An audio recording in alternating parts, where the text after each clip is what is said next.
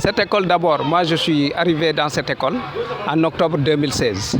Bon, concernant sa monographie, c'est-à-dire son historique, ce qu'il faut savoir, c'est que cette école a été créée en 1965.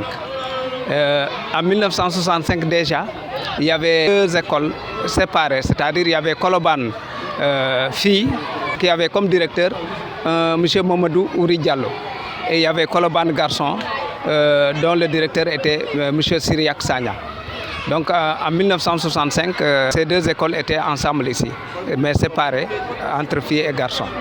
Ce n'est que plus tard, on a réuni les deux, Koloban Filles et Koloban Garçons, pour en faire une école primaire unique. Ce qu'il faut retenir également, c'est qu'avec l'avènement des baptêmes des écoles en 1981, n'est-ce pas? Donc cette école a été dénommée Attaba Tabar. Attaba Tabar, il semblerait que c'est la personne qui avait accepté de céder son champ pour l'implantation de cette école. Donc en gros, c'est ce que j'ai pu retenir de son historique. Attaba, son prénom c'est Attaba. Son nom c'est Tabar. Donc c'est la personne qui a accepté de donner son champ pour qu'on puisse construire cette école dans ce champ. C'est pour cela, lors des baptêmes des écoles, les populations ont préféré, pour un peu, en tout cas l'honorer, lui donner le nom de l'école. Actuellement, nous avons 588 élèves, dont 303 garçons, 285 filles. L'école a formé beaucoup de personnes. Vous voyez, si vous faites attention, vous verrez qu'au niveau des classes, nous avons donné des noms de certaines personnes, surtout des élèves qui étaient passés ici.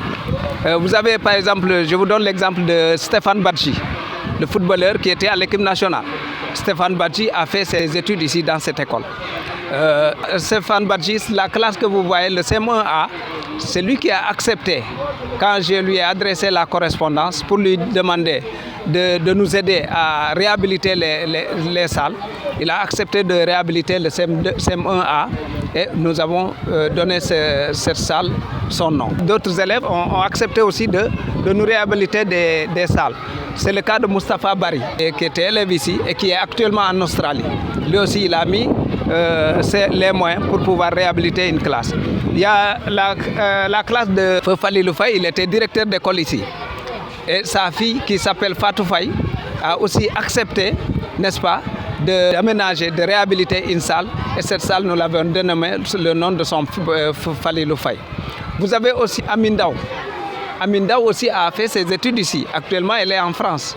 Elle aussi, l'année passée, nous avions créé ici une préscolaire. Et c'est elle qui avait accepté de financer la réhabilitation de la classe préscolaire. Malheureusement, avec les événements de l'année passée, nous avons des saccages et même des classes qui ont été brûlées, du matériel qui a été brûlé. C'est pour cela qu'on a suspendu, n'est-ce pas, le fonctionnement de cette classe préscolaire. Effectivement, nous avons connu vraiment d'énormes dégâts parce que tous nos documents ont été brûlés.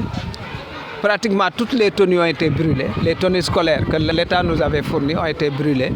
Donc, et beaucoup de matériel. Finalement, en début d'année, nous avions eu beaucoup de peine pour pouvoir démarrer. Mais Dieu merci, comme je vous l'ai dit, les anciens élèves de cette école, qui sont à l'extérieur, qui sont devenus des fonctionnaires, n'est-ce pas, sont intervenus pour nous fournir le matériel de bureau, n'est-ce pas. Vous voyez le matériel qui est dans mon bureau, c'est d'anciens élèves comme Youssouf Mané, qui est actuellement au ministère du Développement communautaire, n'est-ce pas, qui a accepté de nous envoyer du matériel.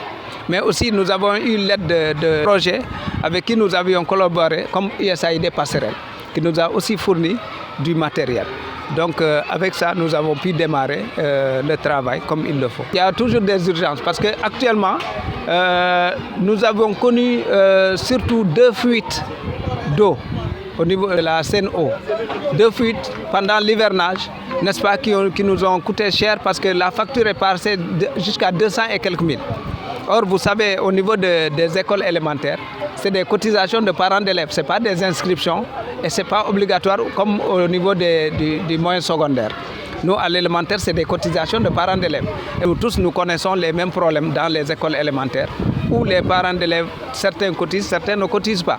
Donc, nous sommes obligés, le peu d'argent que nous avons glané avec les parents d'élèves qui ont accepté de cotiser, n'est-ce pas, nous avons tout mis pour réparer non seulement chercher des tuyaux et remplacer le tuyau mais aussi payer les factures. Nous avons coupé ici un mois pendant lequel on ne pouvait pas avoir de l'eau.